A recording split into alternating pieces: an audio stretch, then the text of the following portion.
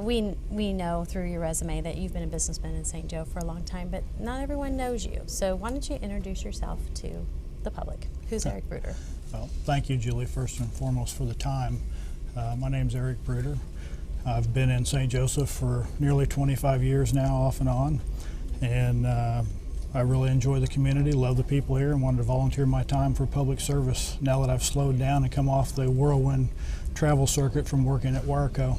Okay, so you've been in St. Joe for how many years? About 25 years. Okay, and you had a graduate from Central. I've had two graduates from Central. My daughter graduated from Central, Eric Bruder, and my son, Chad Bruder, both graduated from Central High School. Okay, and your wife is also... She's a Benton High graduate. Okay, it's hard for me not to hold that against her, but I deal with Bob all the time because I'm a Central grad and he's a Benton grad. Yeah. Part of your application, you know, you're a businessman, but coming into a board of this sort, you haven't been on a lot of boards.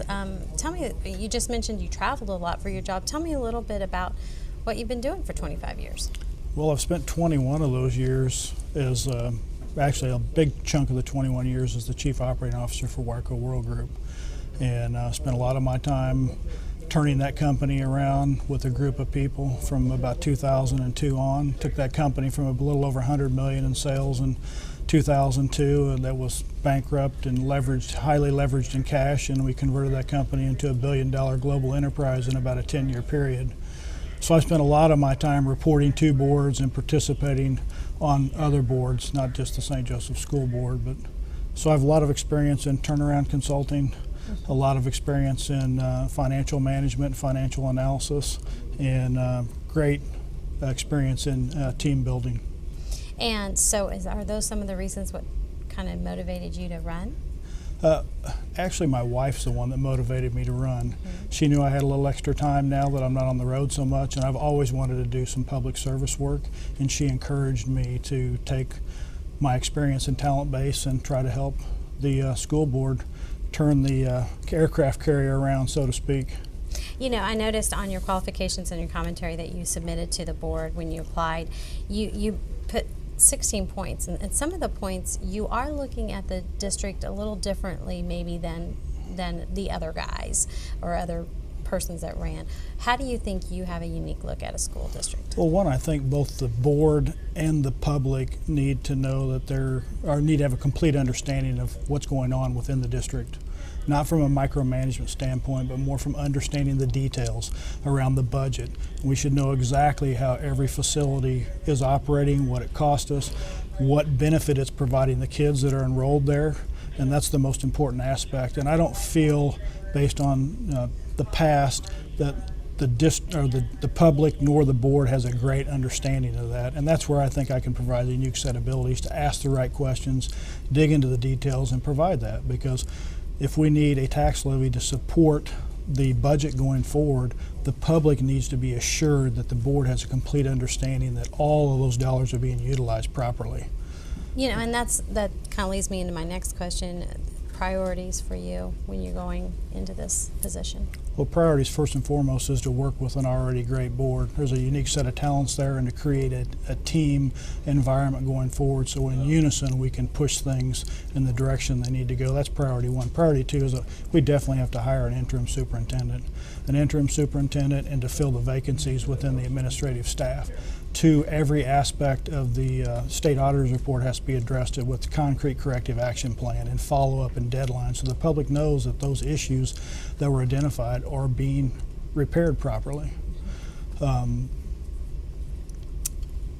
Lastly, we need to make sure that we've got a good strategic plan going forward so that the facilities within the district are being upgraded and maintained properly and developed from a technology standpoint, so we have the right turn rate on technology so we can keep our kids educated at a rate that they can go into the economy and be effective.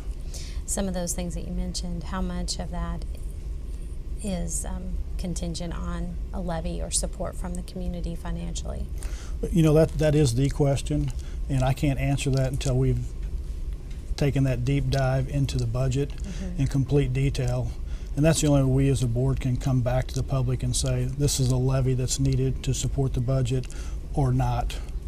So until we get into that deep dive and understand the true pieces of what lies below the surface, I can't answer that question. That's fine.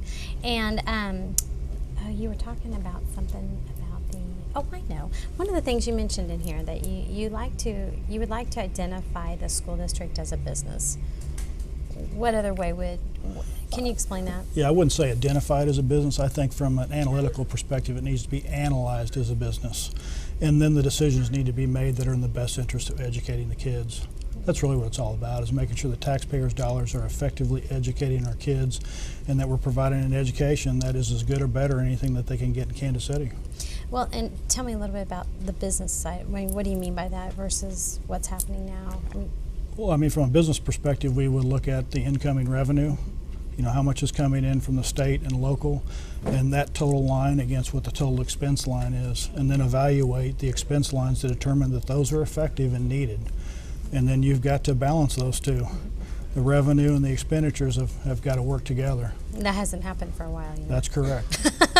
So that's a good challenge for you. So, any other thoughts that you are thinking right when you're getting on board? Do you feel like you're playing catch up at all? They've been working on this 15-16 budget already. I think there's going to be a little bit of a learning curve / catch up from the business perspective side of it. I mean, I'll be right up to speed, maybe ahead of a lot of people on being able to look at what's in front of me.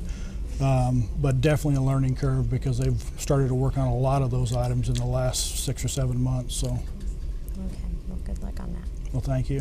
They're probably, yeah, because I noticed even in the schedule they're not even going to be swearing you in until they've approved like everything they talked about on Friday. That's correct. Yeah. So there's some big things on that.